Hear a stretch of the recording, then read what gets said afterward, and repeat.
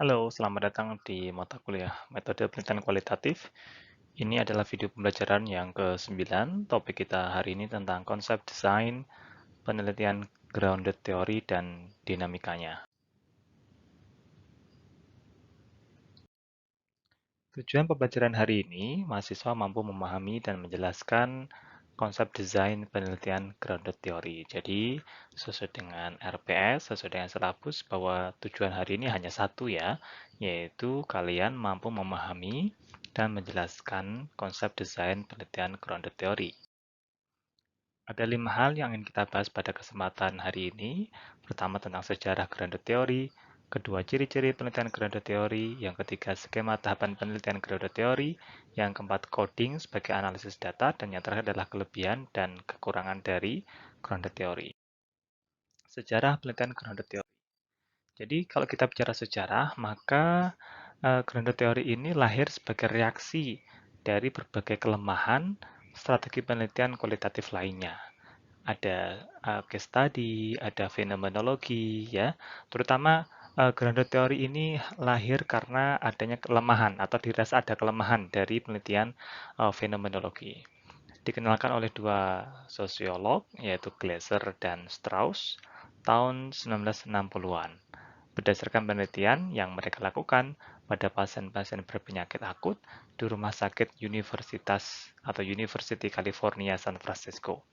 Dan Glasser ini ternyata juga sosiolog dari kampus ini ya gitu ya. Sehingga kampus University of California ini adalah salah satu kampus yang kemudian menjadi tempat di mana grounded theory itu muncul gitu ya. Kemudian bergerak dari level empirical menuju level konseptual teoretikal. Jadi grounded theory ini adalah penelitian yang kemudian funding a new theory based on empirical data. Pada intinya, penelitian grounded theory ini adalah jenis penelitian atau jenis studi yang bermaksud untuk membangun teori berdasarkan data, bukan hasil dari dedukasi, bukan hasil dari spekulasi logis.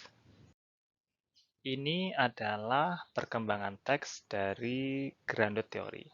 Jadi bermula tahun 1967 ya, Glasser dan Strauss itu menulis buku berjudul The Discovery of Grounded Theory. Buku ini yang kemudian menjadi pegangan para peneliti-peneliti selanjutnya gitu ya, sampai berkembang ke yang tahun 2006 ya, yaitu Constructing Grounded Theory, a Practical Guide Through Qualitative Analysis. Jadi perkembangannya panjang ya, mulai tahun 1967 dan sampai tahun 2006. Tapi ini grounded theory ini relatif baru ya sebagai sebuah desain penelitian. Baik itu secara metodologi ataupun secara filosofi sebenarnya dia hitungannya baru gitu ya, hitungannya baru. Oke, selanjutnya adalah kita menuju ke ciri-ciri dari grounded theory. Seperti apakah ciri-ciri dari Kemudian yang selanjutnya adalah ciri-ciri grounded theory sebagaimana penjelasan Strauss dan Corbin tahun 1967 bahwa GT atau grounded theory ini dibangun dari data fenomena ya, bukan dari hasil pengamatan teori yang sudah ada. Kemudian dilakukan dengan analisis induktif sebagai ciri dari kualitatif dan juga bukan dilakukan dari analisis deduktif atau sebagai ciri dari kuantitatif. Kan kalau penelitian kuantitatif itu ciri khasnya adalah dia pakai analisis deduktif. Sementara dari kualitatif ciri khasnya adalah pakai analisis induktif. Kemudian mengikuti 4 kriteria FUGC ya atau FAGZI ya, FAGZI. Apa itu FAGZI? Yang pertama fit, yang kedua understanding, yang ketiga generality, dan yang terakhir adalah control. Fit artinya adalah bahwa teori yang dihasilkan nanti itu harus cocok dengan keseharian, harus cocok dengan kenyataan sehari-hari. Kemudian understanding, teori yang dihasilkan itu mampu menggambarkan realitas yang komprehensif sehingga mudah dipahami oleh individu-individu yang diteliti dan juga oleh peneliti itu sendiri. Generality berarti teori yang dihasilkan mampu diterapkan pada fenomena dalam konteks yang beragam, yang bermacam-macam, dan yang terakhir kontrol, artinya adalah teori yang dihasilkan ini nanti harus mampu membimbing pengambilan data aktual yang berkaitan dengan fenomena. Jadi itu ciri-ciri grounded theory. Kemudian ciri lain ya yang unik dari grounded theory ini adalah konstan ini ya harusnya ya, sorry, constant comparative analysis dan juga theoretical sampling. Nah, constant comparative analysis itu apa? Yaitu memerlukan proses yang berulang. Karena proses ini simultan, jadi tidak hanya sekali, maka proses pengumpulan data ini akan dilakukan secara bersamaan ya, sehingga peneliti tidak perlu menunggu semua data terkumpul dulu untuk memulai analisis data ya. Dan setiap insiden harus dikomparasikan, setiap kejadian itu nanti harus dikomparasikan dengan insiden yang lain sehingga menemukan adanya irisan data. Yang mana irisan data itu penting sekali untuk menghasilkan keakuratan atau akurasi data yang tinggi.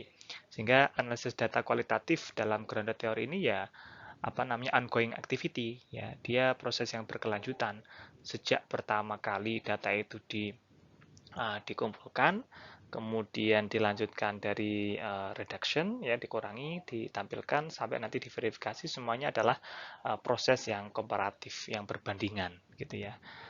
Kemudian yang kedua adalah theoretical sampling, yaitu proses pengumpulan data untuk mengenerate ya, menghasilkan ya teori dengan cara analisis gabungan dari berbagai coding. Jadi kalau teman-teman ingat pada pertemuan 6 ya pernah kita bahas tentang coding sebagai teknik analisis gitu ya. Nanti kita juga akan menyinggung lagi. Jadi ada istilahnya namanya open coding, axial coding, selective coding, dan in the end nanti akan muncul namanya grounded theory gitu ya. Nah, itu namanya theoretical sampling gitu ya. Kemudian ada yang menarik. Di sini disebutkan di artikel ini ya, bahwa background dan filosofi basis dari grounded theory ini ternyata di sini disebutkan bahwa grounded theory itu tidak hanya digunakan dalam penelitian kualitatif, tapi juga bisa dilakukan dalam penelitian kuantitatif. Nah, itu menarik itu ya. Jadi ternyata ground theory ini bisa mengarah ke kedua hal, meskipun semua yang mengatakan grounded theory itu adalah kualitatif, tapi ternyata tidak, ya ternyata tidak. Ternyata dalam penelitian kuantitatif pun juga ada istilah namanya grounded theory. Yang ketiga, skema tahapan grounded theory. Nah, ini adalah tahapannya ya. Jadi mulai dari pengumpulan data, pencatatan data, coding, kemudian menulis memo. Menulis memo ini lebih kepada membuat catatan-catatan untuk mengcapture selama proses itu berlangsung, gitu ya. Dari open coding dicatat, axial coding dicatat, diidentifikasi hubungannya apa, kemudian selective coding juga dicatat, memilih core konsepnya apa, sampai nanti forming theory, membentuk teori, menjelaskan teori, kemudian mengurutkannya ya, atau menganalisis lebih lanjutnya begitu. Jadi tahapannya adalah mulai dari pengumpulan data, pencatatan data, coding, menulis memo ya, pencatatan itu tadi, dan juga mengurutkan serta menulis analisis. Coding sebagai analisis data. Contoh ya, ini ada artikel yang digarisbawahi dan di catatan ya. Jadi ini yang kotak-kotak kecil ini namanya memo ya, memo singkat kecil begitu. Kemudian dikasih tanda funding notes, ini masalah. Kemudian need to refer to those notes, ya ini juga problem. iPad ini medianya, foto ini medianya, email ini medianya, clothing ini toolnya, dan seterusnya. Jadi kita kayak semacam menyeleksi kata-kata gitu ya. Coding itu bisa seperti itu. Tapi pada intinya adalah coding sebagai analis data itu adalah dari data yang kita baca ya, itu kita kategorisasikan, kita perkecil. Kita baca artikel itu misalkan 300 halaman ya, verbatim sampai panjang banget kita baca, kemudian kita identifikasi segmentasinya apa, kategorisasinya apa, kemudian kita labeli, kita buat kategorisasi dari 300 halaman, kemudian jadi beberapa halaman, kemudian jadi 30 sampai 40, turun lagi jadi 20 atau 15, dan yang terakhir jadi 3 kategori saja. Nah, jadi begitu ya. Oke, selanjutnya adalah kelebihan dan kelemahan grounded theory. Apa yang menjadi kelebihan dan kelemahan grounded theory? Kelebihannya adalah dia fleksibilitas yang tinggi ya, kreativitasnya juga tinggi.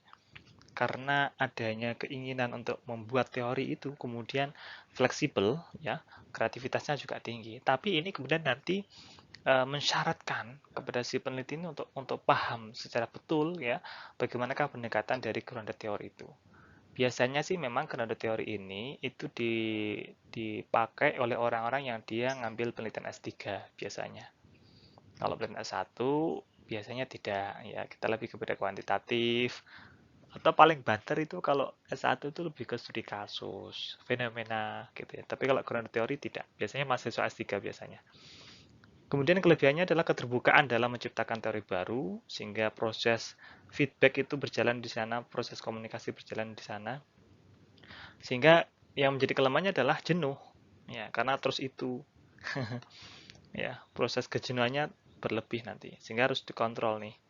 Tapi begitu nanti berhasil, kalian adalah pendiri dari grounded theory, nama kalian akan disebut di semua buku nanti. Keren kan? Kemudian pemahaman yang holistik, ya, kelebihannya, karena kita paham kecil tapi mendalam, daripada kita paham banyak tapi kita pahamannya itu cuman sedikit, ya kan? Kemudian resiko tidak menghasilkan teori juga mungkin bisa terjadi, sehingga waktu yang telah kita dedikasikan, energi yang telah kita dedikasikan itu akan terbuang sia-sia. Sebenarnya tidak ada sih kalau istilah sia-sia itu nggak ada. Kita belajar dari apa yang telah dilakukan itu sebenarnya kita belajar.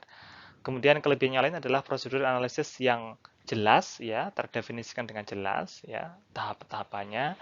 Tapi kelemahannya adalah kesulitan dalam mengantisipasi adanya kerangka waktu. Sehingga kalau kita penelitiannya grounded theory itu kita mungkin agak kesusahan untuk membuat timeline secara pasti gitu ya. Kecuali kalau kitanya memang orang yang sangat fokus pada target, ya, nanti selesai tidak selesai ini harus selesai, sehingga effortnya sangat lebih gitu ya.